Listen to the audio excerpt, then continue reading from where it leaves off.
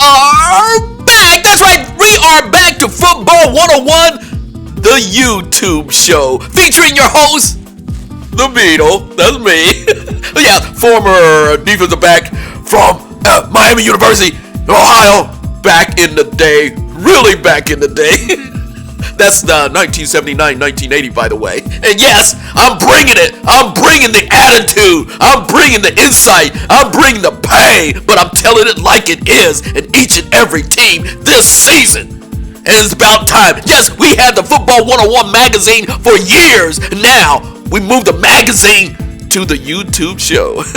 So I hope you like and subscribe these shows, because I'm going to be breaking down each and every team during the preseason. And the preseason just started. The teams just started camp, and I am breaking down each team step by step. And in this show, I'm breaking down the NFC East, and in this show, I'm breaking down the New York Giants. Yes, New York Giants, and I'm using Lindy Sports for a backdrop to give me the some insight. But I actually go to the sites of the local teams, the guys, the women, the entire experts that follow and give analysis and breaks down each team locally. Particularly on this team, the New York Giants, with a big New York market. And I want to give a shout out of the teams of the YouTube shows that I reviewed. Giants Video, Giants W Fan, Paul Schwartz, and Matty Dubs. Matty Dubs breaking down the video, breaking down each and every play as the practices and the training camp begins. And let me just say, great insight. Great dedication, by the way, for the New York audience, the New York Giants. And here we go. And I'm just going to get straight to the business. Now, with each and every team, I try to do a deeper dive and stay with each team to give you that insight. And matter of fact, excuse me. Everything happens in the studio, by the way, I'm recording this at night again. Oh my gosh. So things happen. That's the fun part of this show. Things happen. So when breaking down the New York Giants, they're going through a transition, a big transition. Part of it I do like. I like the way the general manager, Giants general manager, Joe Schoen, faced a tall task following a 6-11 regular season in which he had to completely overhaul an underperforming roster through some aggressive moves made during free agency, including big trade acquisition of edge rusher Brian Burns from the Carolina Panthers. He's a real deal now. And using his 6 draft picks to fill in some other needs, the Giants roster is going to have a much different look and feel, especially on the defensive side of the ball under new coordinator Shane Bowen. So that's what the general manager attempted to do. Their superstar, by the way, on defense is Kayvon Thibault. I'll get it right. Thibault. There we go. Thibault. I remember him. I just can't pronounce his name, his last name. But he's a beast on it. And let me just say, as a defensive end, edge rusher, he's still learning the craft. He came highly talented a couple of years ago, and he made an impact very fast. And let me just make sure. There you go. He's making an impact. He came from Oregon. That's where I'm trying to get it right. Oregon edge rusher. He's coming into his own. He's learning the technique. That's who they have on the outside. But let's get back to the head coaching. I know I'm going back and forth, and that's how my show goes. Sometimes I get a little chaotic, so please pardon the little chaotic stuff. But let me get back to the head coach, who I really like, I enjoy his style of play. Brian Daboll, his third season. As a matter of fact, they said he came into camp, lost a lot of weight. The head coach lost a lot of weight, and that's a good thing.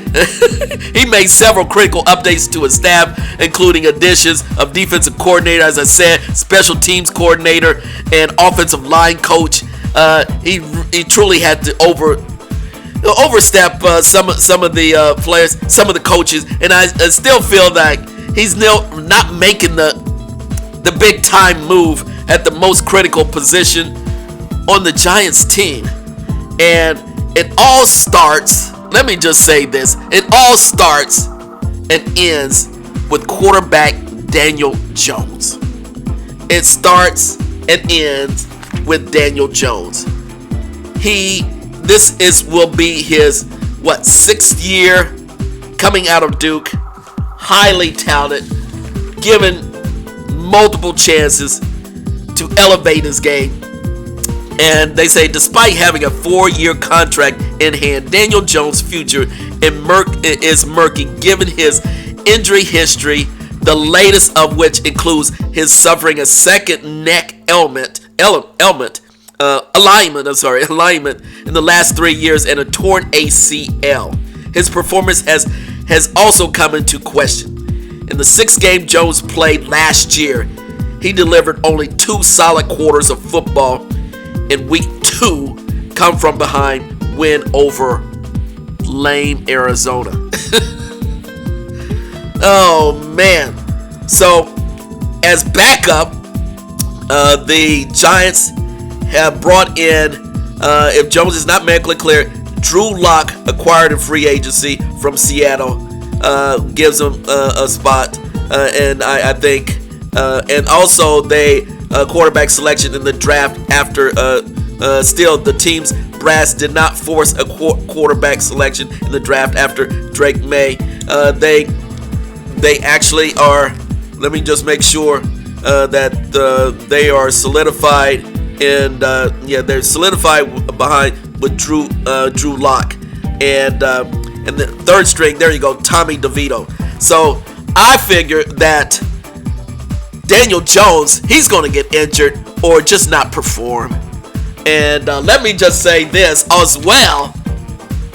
Looking at the first day, the first week of camp, from Giants fan cam and Giants video, Daniel Jones looked bad. He was throwing interceptions, and the offense looked confusing. And even the commentators at the Giants fans video, and their Paul Schwartz and Matty Dubs said Daniel Jones is underperforming already in training camp. What? Come on, say that again. Daniel Jones is already underperforming in training camp. In week 1. How can you underperform if you're the starting quarterback with the big time contract and you let go superstars, and you keep Daniel Jones and he's underperforming during week 1 training camp? Something doesn't seem right in the New York Giants land. In Met Stadium. What is it, Met Stadium? Wow. Again, what I saw during the first week of practice, and first few days of practice, Daniel Jones looked confused. He's got to shore that up real fast. He looked he looked horrible. I was gonna say he looked horrible.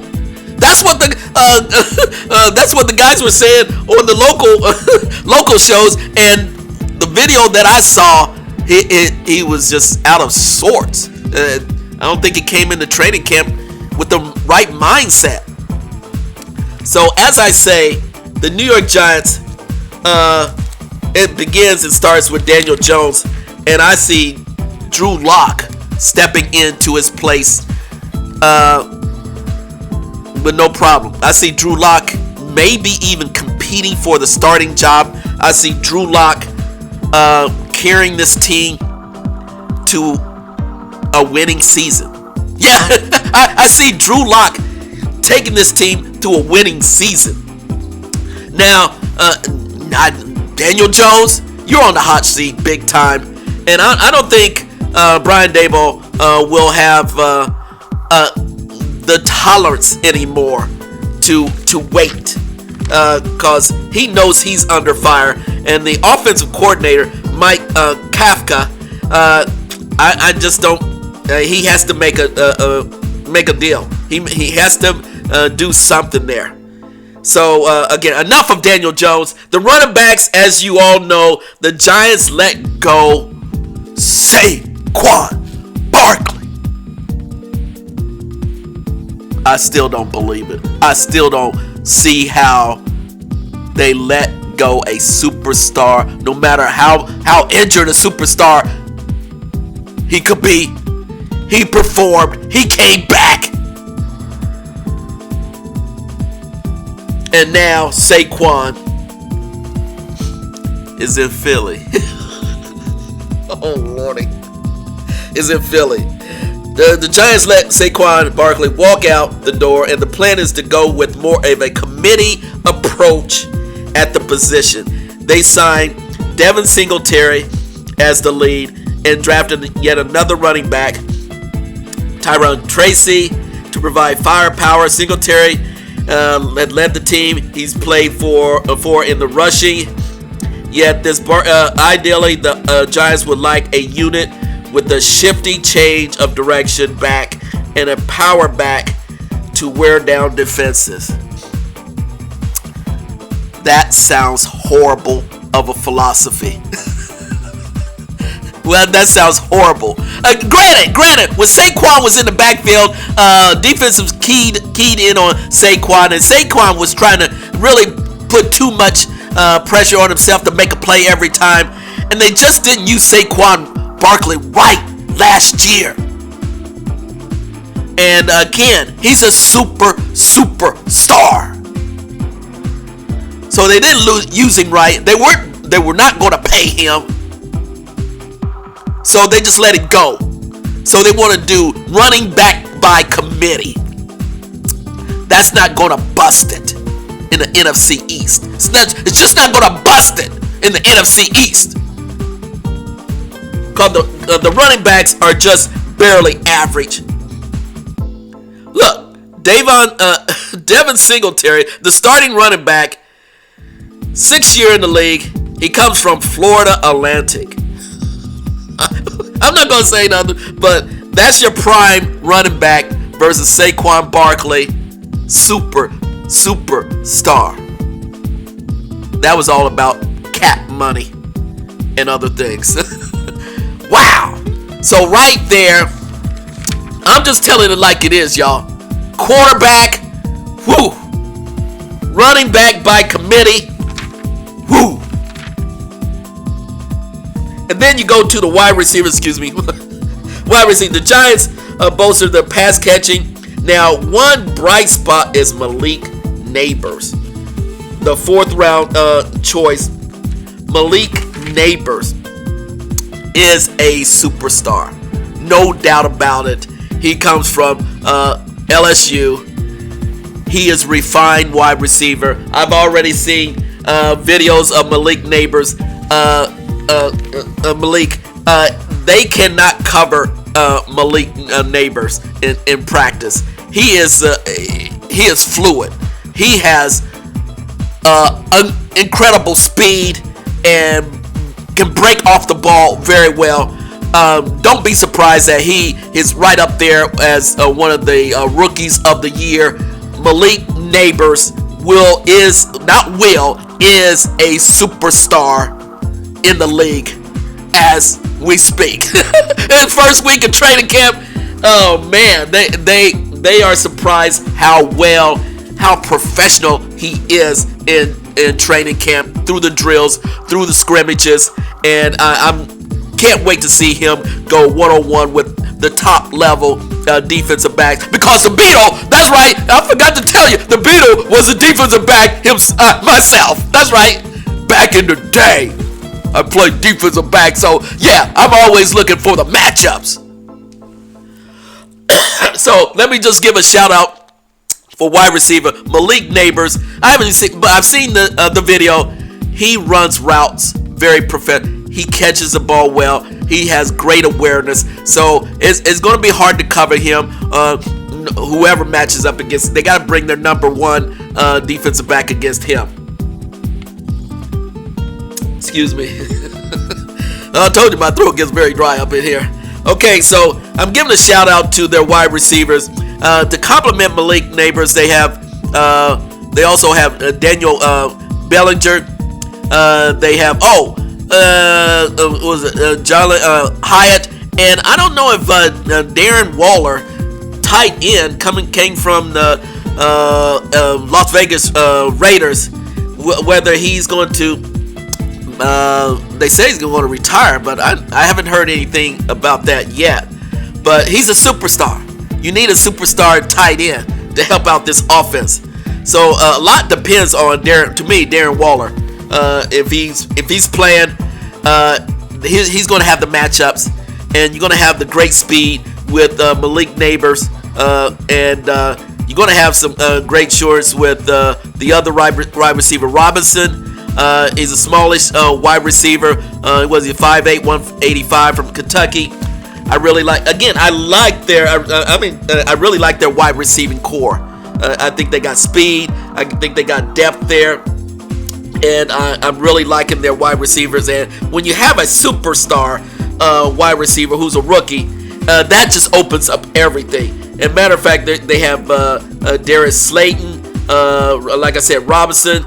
And then the Giants have had their first legitimate number one since Odell Beckham. Okay, so again, bringing a solid, high-profile number one really opens up the playbook, and so I'm looking forward to seeing how the Giants utilize their superstar. Again, that elevates them. So that's offense. Their offensive line, the Giants' offensive line, made some wrong kind of history of 2023, allowing the second most sacks. Part of that was due to the injuries. Left tackle and Andrew Thomas dealt with a hamstring injury. Also, John Michael Schmitz missed several games. The Giants brought in Carmen Brasilio as their new line coach to develop the team's offensive lineman. Again, that's a problem. They need to shore up that offensive line. So that's offense. Now let's move to the defense. As I said,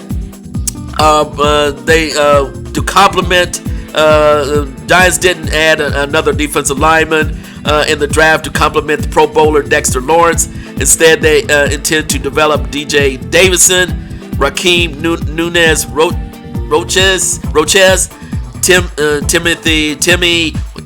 Timmy Horn, and Jordan Riley.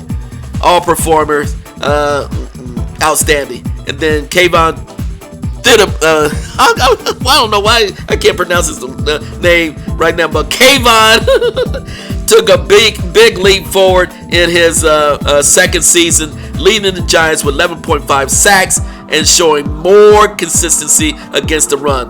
The Giants traded for edge rusher Brian Burns from the Panthers, who's a legit pass rusher.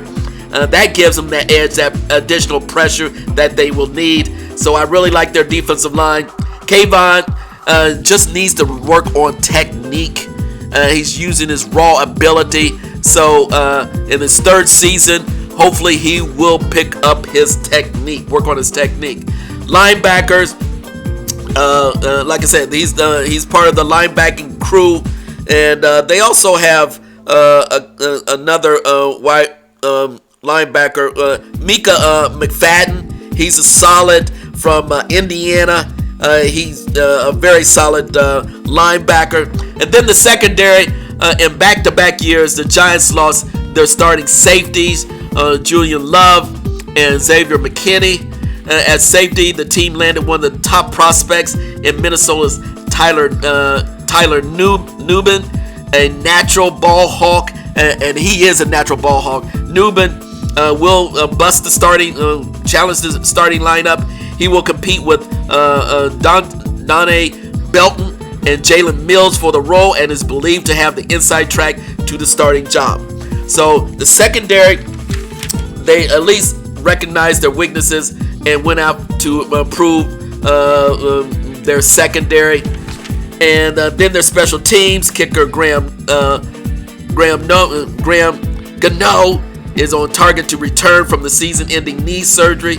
Punter Jamie Gillian was consistent with a net average of 42.3. And then they have Tyron Tracy, who will return kickoffs. And again, at the end,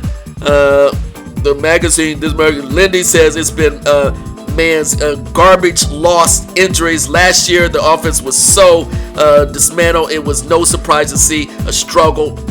And overall, I predict that the Giants' season will be much better than anticipated. I actually have them with a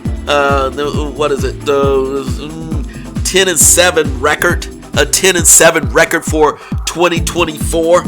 They start off very quickly. They start off with Minnesota Vikings, host the Minnesota Vikings. Then they have Washington, then the Cleveland. They go to Washington. Then next they go to Cleveland. Then they host the Dallas Cowboys on a Thursday night. That will be prime time. That's when you can make a statement. Yes, I'm predicting that the Giants will be prime time and match up very well with the Dallas Cowboys. Yes, I know you're saying, are you kidding me? Yes, I'm going to say it.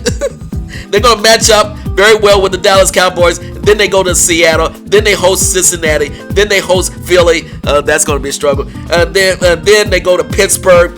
Then they host Washington. And then they go to Carolina. That's to Munich, Germany, overseas game. They have a bye. And then they host Tampa Bay.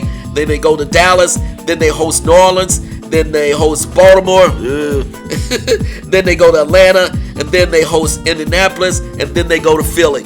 So on the up end, I think they're going to have a winning record. I know what you're saying. I just come up with a winning record. Not spectacular, but just a bit over 500.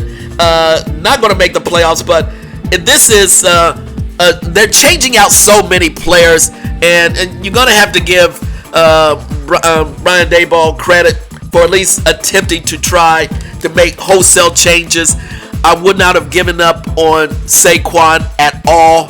I think you're going to live and die by Daniel Jones, and they're going to have to switch out Daniel Jones if he does not perform. And that New York media should eat him alive. They will eat him alive, and I just think you have to go in a different direction. And I know they're ready to. The players got to be ready to. The veteran players, and I think you got to give Drew Lock, who's his 6 year or 7 year in the league, coming from Missouri, sat and actually started for Seattle last year on a couple of games, I believe. And so I think he is a reassurance, and I think changing things over with the superstar wide receiver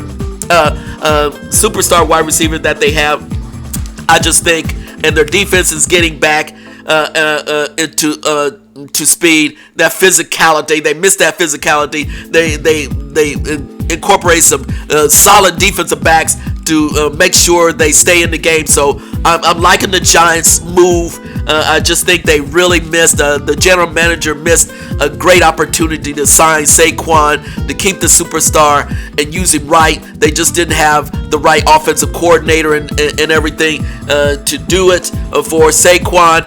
And Saquon will needed to go, unfortunately, because he was just not being respected, in my opinion. And so the Giants going to get what they get with the running back by committee. They're trying to add new speed, but again, overall, I feel like if Daniel Jones doesn't get his act together, they got to make the switch fast. So there you go, and I see them as possibly, more than likely, have a winning record, a 10-7 record. I'm on tape with 10-7 record. I'm fine with that, but I really like the head coach Brian Daboll. He'll figure things out. He's ready to go. I'm ready to go. The G-men are ready to go with the new attitude and the Beetle and Football 101. Yeah, okay, I'll give the G-men some credit. That's my review of the New York Giants, NFC East. Let's do this.